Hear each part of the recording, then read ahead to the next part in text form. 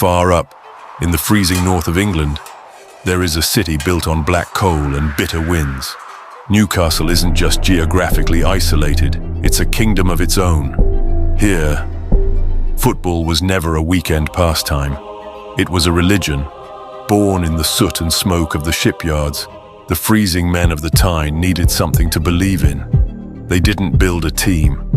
They built a faith, and they draped themselves in absolute extremes, pure white and pitch black. Look at most stadiums. They are built on the edges of cities, hidden away, but not here.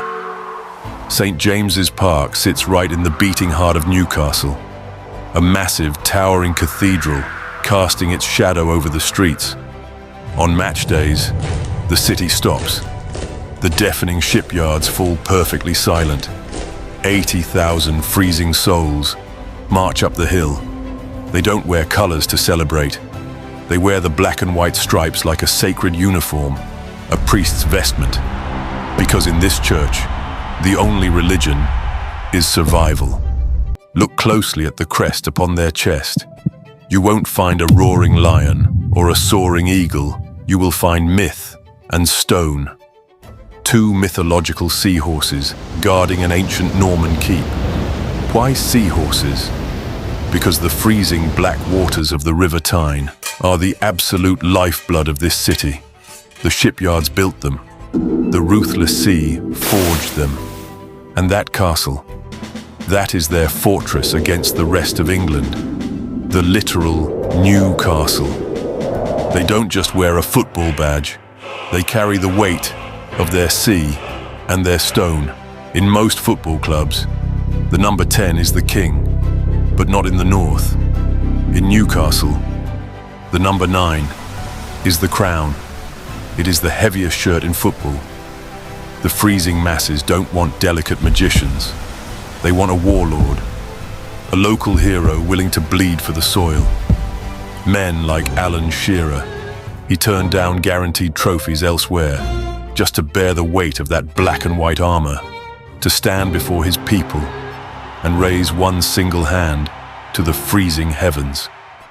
Look closely at the shirt.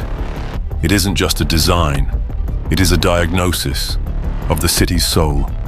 There is no gray in Newcastle, no middle ground, no just okay. Life here is lived in absolute violent extremes, pitch black or blinding white.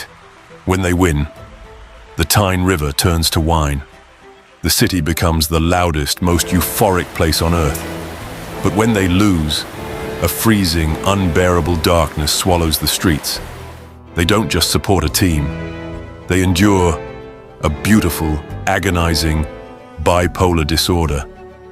Decades have passed without a silver crown. Generations born and raised with only the stories of past glory. Logically, the cathedral should be empty, but faith defies logic. Every single weekend, 80,000 believers march back up that freezing hill. Because you don't abandon your religion just because heaven feels far away. They wait in the cold. They endure the dark, knowing that one day, the sleeping giant of the north will finally wake up. And when it does, the roar will shake the earth. A badge is never just a logo. It's a history written in blood and smoke. Step into the arena and listen to the first roar.